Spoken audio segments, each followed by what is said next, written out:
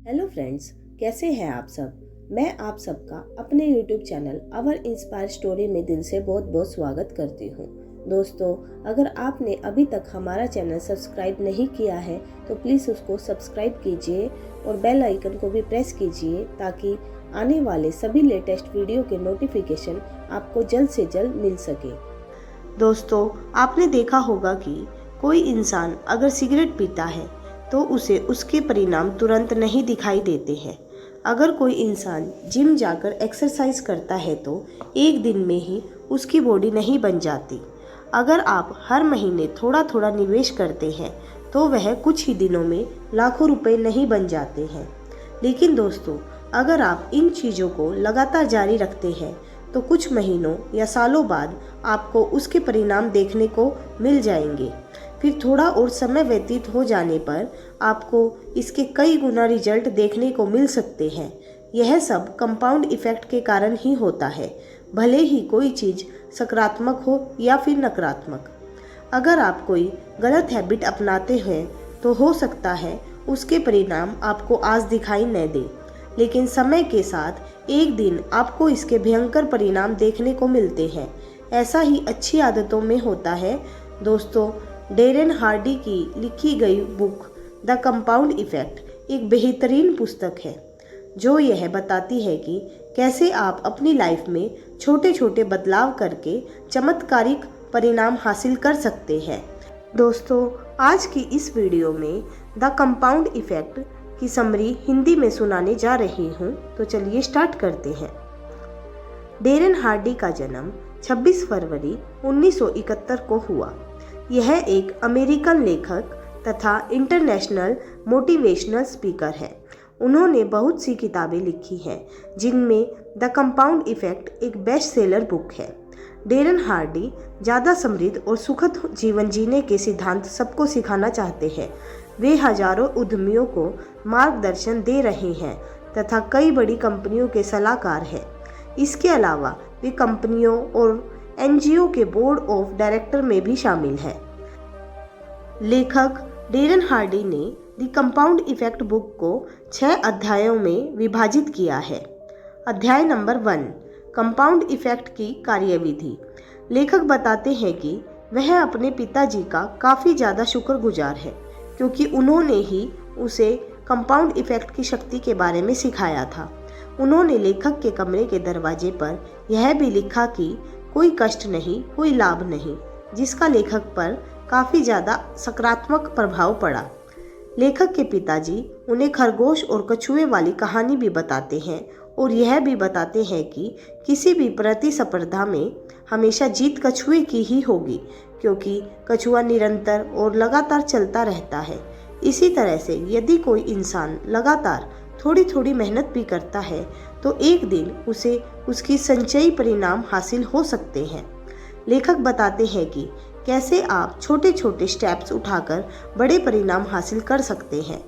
यह आदतें इतनी सूक्ष्म या छोटी होती है कि इसे अपनाना आपके लिए बिल्कुल भी कष्टदायक नहीं होगा, लेकिन शुरुआत में इसके परिणाम आपको बिल्कुल भी नहीं दिखाई देंगे। यही कारण है कि बहुत से लोग इन छोटी छोटी आदतों को नहीं अपनाते हैं क्योंकि उन्हें तुरंत परिणाम चाहिए जो पॉसिबल नहीं है।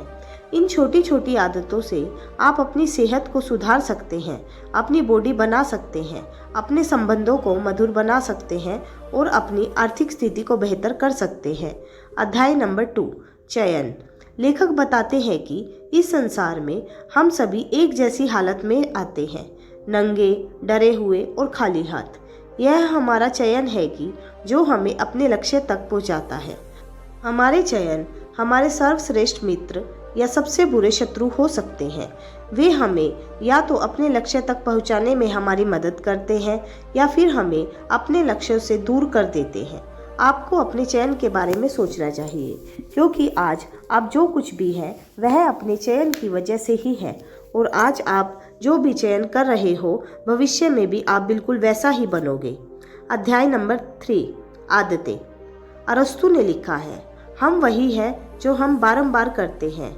मैरियम वेबस्टर ने आदत की परिभाषा बताई है, व्यवहार का वह रूप जो लगभग या पूरी तरह से स्वचालित बन चुका है।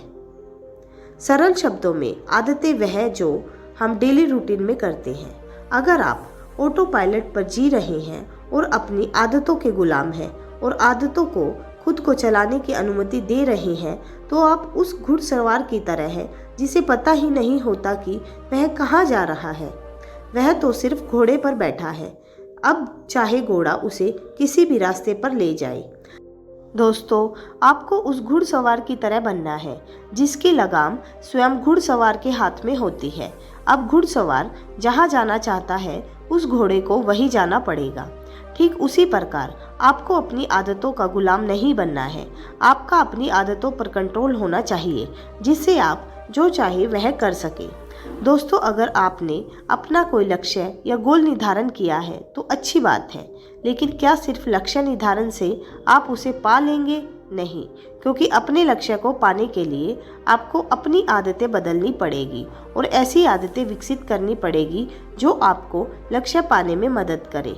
अध्याय नंबर 4, गति। गति बनाना आसान नहीं है, लेकिन जब आप एक बार यह कर लेते हैं तो फिर आगे जो होता है वह देखने लायक होता है। दोस्तों, आपने किसी मेले में राउंड झूले को तो देखा ही होगा।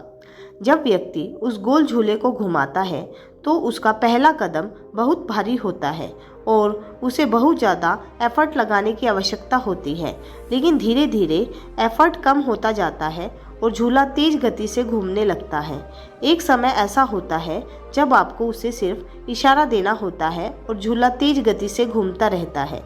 दोस्तों, आपने जीवन में परिवर्तन करना भी बिल्कुल ऐसा ही होता है। आप एक बार में एक छोटे कदम, एक गतिविधि से प्रक्रिया शुरू करते हैं। शुरुआत में आपकी यह प्रगति धीमी होती है, लेकिन जब यह नई आदत बन जाती है तो कुछ समय बाद आपको इसके अच्छे परिणाम देखने को मिलते हैं। अध्याय नंबर 5, प्रभाव। इस अध्याय में ऑथर बताते हैं कि हर व्यक्ति 3 तरह के प्रभावों से प्रभावित होता है। पहला, इनपुट, आप अपने मन को जो खुराक देते हैं। दूसरा, साहचर्य, जिन लोगों के साथ आप समय बिताते हैं। और तीसरा है परिवेश, आपके आसपास का माहौल। पहला, इनपुट, कचरा अंदर कचरा बाहर। अगर आप चाहते हैं कि आपका शरीर हमेशा स्वस्थ रहे तो आपको जंक फूड से बचना है।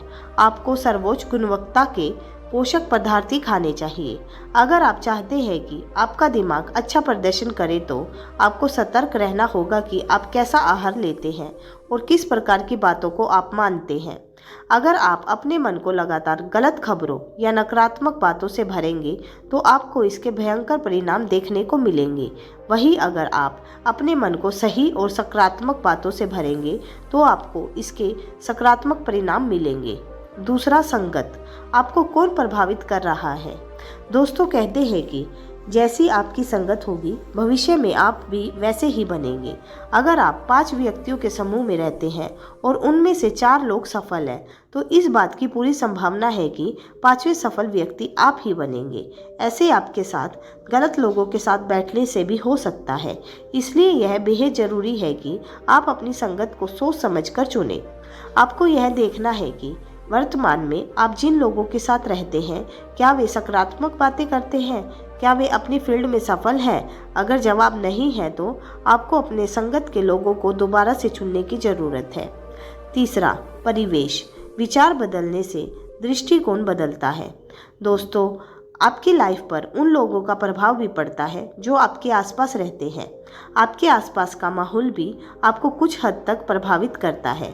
अगर हमारे घर के आसपास के लोग अच्छे हैं और मेहनती हैं तो इस बात की पूरी संभावना है कि आप भी मेहनत करना शुरू कर देंगे। अगर आप एक स्टूडेंट हैं और आपके घर पर आपके छोटे या बड़े भाई बहन पढ़ाई करते हैं तो इस बात की पूरी संभावना है कि आप भी पढ़ेंगे। इसलिए अगर आपको सफल होना है तो यह देखें कि आपके आसपास का माहौल कैसा है। अगर सही है तो अच्छी बात है, लेकिन अच्छा नहीं है तो आपको उस माहौल में बदलाव करने की आवश्यकता है। अध्याय नंबर 6, गति बढ़ाना। दोस्तों, इस अध्याय में लेखक बताते हैं कि अगर आप कोई कार्य करते हैं और लगातार करते हैं तो कंपाउंड इफेक्ट के कारण आपको इसके बेहतरीन परिणाम मिलेंगे। लेकिन क्या हो जब आप अपने कार्य की गति को थोड़ा तेज कर दें। अगर आप ऐसा करते हैं तो आप अपने परिणामों से चौंक जाएंगे। मान लीजिए अगर आप जिम जाते हैं और किसी वजन को या किसी एक्सरसाइज को 10 बार करते हैं, जो कि आपकी क्षमता है, लेकिन अगर आप कैसे भी करके इस प्रक्रिया को 12 बार करते हैं तो आपके शरीर पर इसके तेज़ी से परिणाम दिखाई देंगे, क्योंकि जो आप 2 या 3 बार अतिरिक्त प्रयास करते हैं वही आपको अधिक बेहतर बनाता है। तो दोस्तों, आज की ये वीडियो आपको कैसी लगी आप हमें कमेंट करके ज़रूर बताइएगा। अगर आपको हमारी वीडियो पसंद आई है तो अपने सभी दोस्तों के साथ शेयर भी कीजिएगा। तो चलिए मिलते हैं।